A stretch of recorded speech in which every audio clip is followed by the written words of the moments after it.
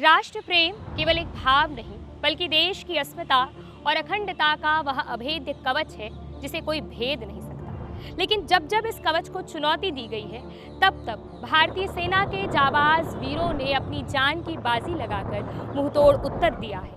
और ऑपरेशन विजय कारगिल युद्ध भी इसी का जीवंत निदर्शन है। आज हमारे साथ हैं कारगिल की लड़ाई में अभूतपूर्व योगदान देने वाले जाबाज सैन्य अधिकारी ब्रिगेडियर ओपी यादव। आइए उन्हीं से सुनते हैं कारगिल का आंखों देखा हाल। I am Brigadier O.P. Yadav. I had commanded 1st Bihar during Kargil operations. So that time we were deployed in the valley in the counter-insurgency operations. A place known as Kangan, you would have known that. It is on way to Sonamarg.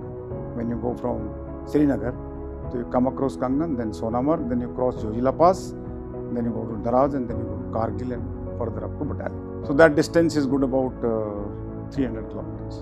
So we were deployed there on 15th of May 1999. In fact, the detection had taken place on 3rd of May that some militants have come down and they occupied certain heights.